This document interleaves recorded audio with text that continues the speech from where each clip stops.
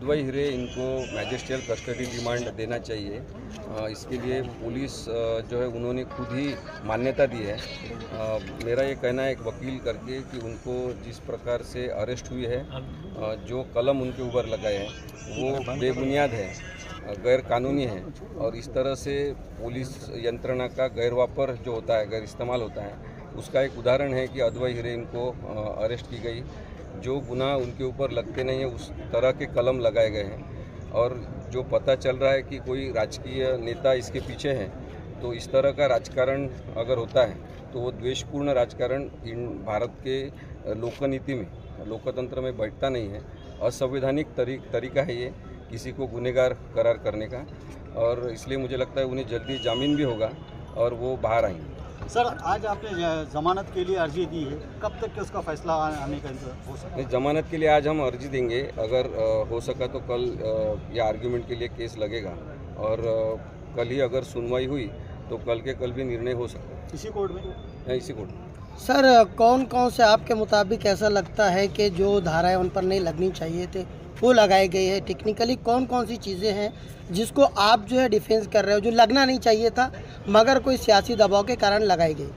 जैसे है कि 120B लगाया है क्रिमिनल कॉन्स्पिरेसी का, तो गुनहगारी स्वरूप का कोई कारस्तान अगर होता है तो उसमें 120B लगता है, लेकिन इसमें कोई कारस्तान नहीं है। दूसरी बात है कि जो फोर्जरी का कहा गया है कि कुछ झूठे कागजात सबमिट किए हैं, झूठे कागजात सही है ऐसा करके लोन उठाया है, वो भी गलत है, क्योंकि जो पूरी प्रक्रिया है बैंक का लोन लेने की वो की गई है। प्रोजेक्ट रिपोर्ट सबमिट किया गया है जो यंत्रमाग व्यवसाय शुरू करने के लिए है, तो कागजात कोई बनावट नहीं है, इसलिए जो बनावट कागजात है ऐसा कलम लगा है वो भी गलत है।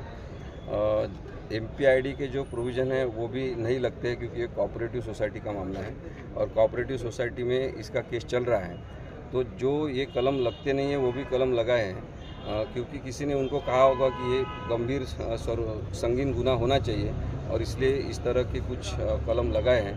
तो जनता ने ही पुलिस को कहना चाहिए कि इस प्रकार का बर्ताव हमें नहीं चलेगा। राजकीय नेता आते हैं और जाते हैं, आज है वो कल नहीं रहेंगे और यहाँ के तो ज़रूर नहीं रहेंगे, लेकिन जो भी कोई आएंगे उन्होंने इस तरह से गैरकानूनी बर्ताव करना ये गलत है और इसलिए पुलिस को नागरिकों ने बताना चाहिए, क्योंकि वो नागरिकों के सेवक हैं, वो किसी राजकीय नेता के सेवक नहीं। सर, जिस प्रकार से 2 मरतबा बेल रिजेक्ट हुई है उसको आप कैसे देखते हैं? इसके पहले जो बेल रिजेक्ट हुई है उसमें अलग अलग तरह से कोई कन्फ्यूजन क्रिएट किया गया है, लेकिन डॉक्यूमेंट्स नहीं है, हिसाब किताब के कागजात नहीं है, वो हस्तगत करना है, इस तरह के कोई अहवाल पुलिस ने दिए हैं, लेकिन अभी सभी तरह का इन्वेस्टिगेशन उनका पूरा हो गया है, बैंक के कागजात भी उनके पास हैं, तो अभी और इन्वेस्टिगेशन करने की कुछ ज़रूरत है ऐसा मुझे लगता है। अच्छा, कितनी उम्मीद हो आप आने वाले कल में अद्वैत हीरे को जमानत मिलने के ताल्लुक से? वो कल मिलेंगे कि नहीं पता नहीं, कल मिल सकती है, लेकिन उनको जमानत मिलेंगी ये तो 100% बता सकते हैं। जिस तरीके का ग्राउंड आपने रखा है उस ग्राउंड पे ऐसा लगता है कि जल्दी राहत मिलने वाली है? जल्दी राहत मिलेंगी, क्योंकि बोगस केस है और बोगस केसेस चलाने में ज़्यादा वकीलों का दिमाग लगता है, ये एक बुरी बात है। सर, पुलिस की भूमिका स्पष्ट है कैसे? पुलिस की भूमिका क्या है, आपको क्या लगता है?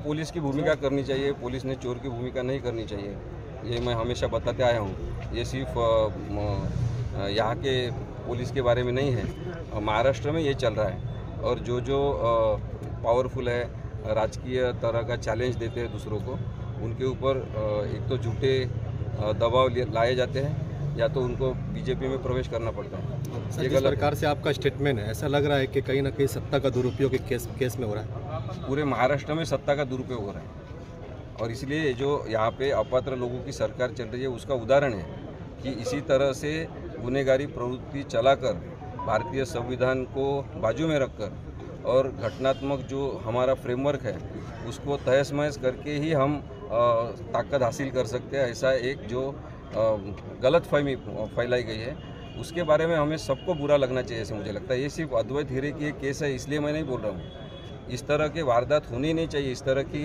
पुलिस कार्रवाई ही चूंकि गलत है। ठीक, थैंक यू। डायमंड कारपेट हमारे वहाँ कारपेट, दराज, पायदान होलसेल रेट में दिया जाता है। हमारा पता याद रखें, मुस्तफ़ा वंगार बाज़ार, डायमंड कारपेट, मालेगांव।